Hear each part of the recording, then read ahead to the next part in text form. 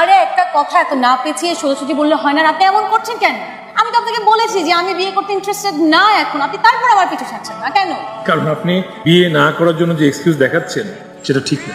আপনার যে ধারণা সেটা তো বিয়ের পর নাও হতে পারে। বিয়ে করবো না? শোনেন, আমি কোনো সংসার টংসার করবো না। আমি সারাদিন ঘুমাবো আর রাতে পার্টি করবো, বুঝছেন? আমি সঙ্গে যাবো আপনার। আমি আমার ছেলে ফ্রেন্ডদের সঙ্গে পার্টি করবো। মেয়ে ফ্রেন্ডদের সঙ্গে নিয়ে যাবো।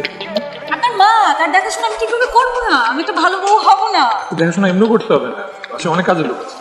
আমি আপনার মার সঙ্গে খারাপ ব্যবহার করবো, ঝগড়া করবো সাথে। তাহলে আমি কি সরি বলবো? না, আমি ঘুষি দিয়ে পাঠিয়ে দিব। জন্মদিনের দিন এত রাত করতে। আর আমি জানি চকলেটও আপনার সবচেয়ে ফেভারিট। এই ব্র্যান্ডটা আশা করি পছন্দ হবে। কে সে যে আমাকে নিয়ে আপনাকে সব ইনফরমেশন দিচ্ছে? Who is he or she? সেটা তো ইম্পর্টেন্ট না। ইম্পর্টেন্ট হচ্ছে যে আপনার যেটা পছন্দ সেটাকে আমি আপনার কাছ পর্যন্ত আনতে পারছি। নিজের মানুষের ভালো লাগার কোনো দাম দেখে না। বিয়ের পর না এসব কথা সব জানালা দিয়ে পালিয়ে যায়। আপনার একদম ভুল জানা আছে। আমি জানি না এগুলো আপনাকে কে বলেছে। আসলে হয়তো সে এমন হতে পারে, সবাই তো একরকম। দেখেন একটা সুযোগ।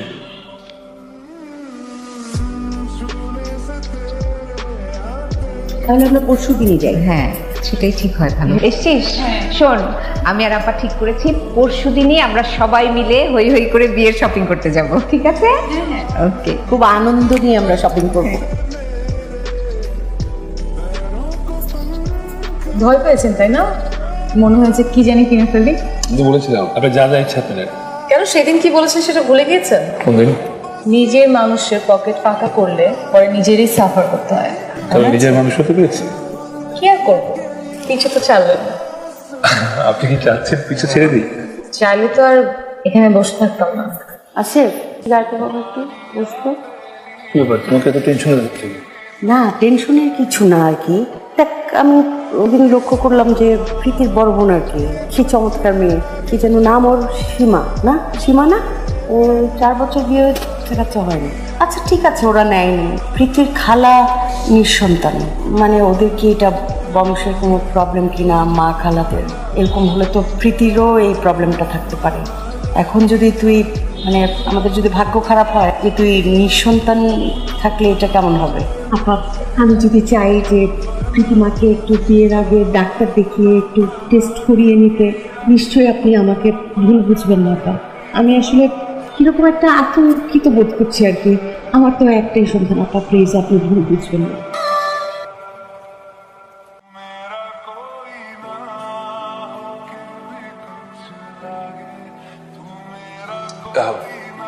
কি ব্যাপার, ফোন দিচ্ছি ফোন ধরছে না যে? আমি আমাদের এই সম্পর্কটা আর চাচ্ছি না। আর আমি চাচ্ছি না যে আপনি আমার সঙ্গে আর কোনো যোগাযোগ করার চেষ্টা করেন। কি হয়েছে? কি হয়েছে আপনি আপনার মার কাছে জিজ্ঞেস করেন না। আমি আমার নিজেকে বা আমার পরিবারকে ছোট করে কাউকে বিয়ে করব না। হ্যালো,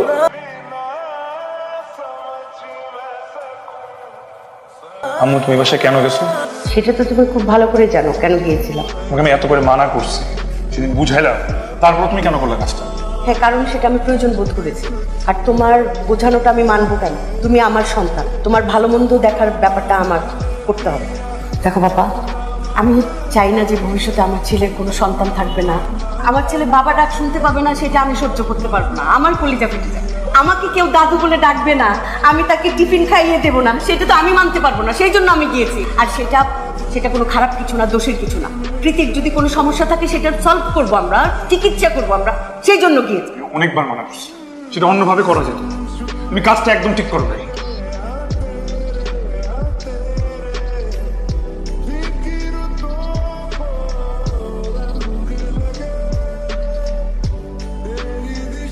কি সমস্যা আপনার?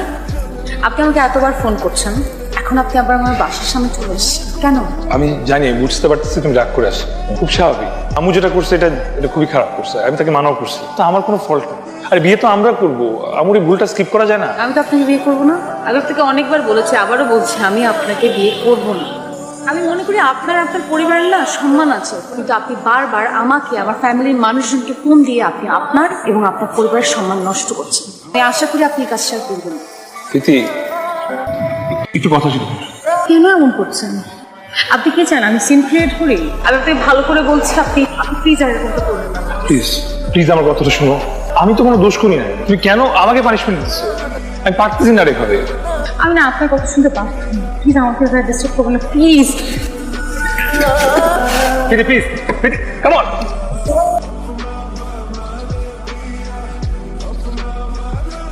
ডাক্তার সাহেব, আসিফ কেমন আছে?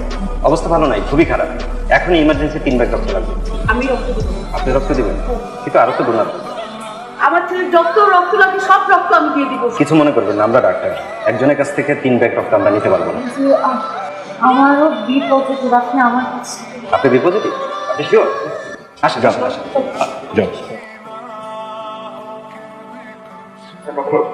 বলছিলাম যে রোগীর যেহেতু এখন জ্ঞান ফিরেছে, আমরা চাই একটু দেখা করব। যেতে পারবেন, কিন্তু একজন একজন করে যেতে হবে। তুমি আগে যাও। না, রোগী বারবার একটা নামই বলছে, প্রীতিকে। ও প্রীতি, আপনি ওনাকে নিয়ে যাবেন। ঠিক আছে ঠিক আছে। আসুন। তুমি আমার ছেলেকে বলে দিও, আমার ছেলে যেটা সিদ্ধান্ত নেবে সেটাই আমার সিদ্ধান্ত। প্লিজ মা, তুমি আমার ছেলেকে বলে দিও প্লিজ। আমি তো এখন বলছি না যে তোমার আমার হইতে হবে, আমার বিয়ে করতে হবে। শুধু এতটুকু জানতে চাইছি যে আমার দোষটা কোথায়। আমার আমার মাকে, যে আমি আপনাকে আমার মাকে পাই।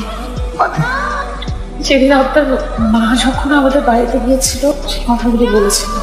আমি না তার কথায় কোথাও অনেক কষ্ট পেয়েছি, সেটা শুধু আমার জন্য না, পরিবারের প্রত্যেকটা মানুষের জন্য। তাই আমি সিদ্ধান্ত নিয়েছিলাম যে আমি আপনাকে বিয়ে করব।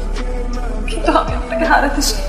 আমি এই জন্য আমার একটা ডক্টর ফ্রেন্ডের সঙ্গে যোগাযোগ করি, হসপিটালেও যাই, অনেক টেস্ট করাই। আমি ভেবেছিলাম সব ঠিক আছে, ঠিক থাকবে, কিন্তু না, আমার ফ্রেন্ড আমাকে আমি আর কখনো মা হতে পারবো না।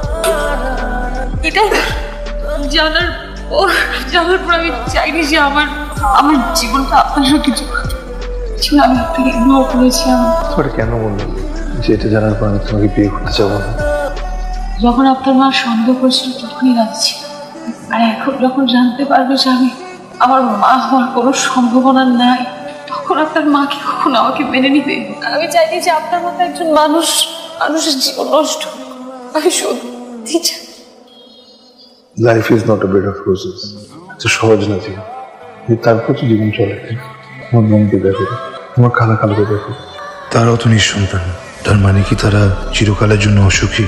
আমি তো দেখেছি তাদের কি কোনো হ্যাপিনেস নেই, শুধুমাত্র সন্তানের জন্যে।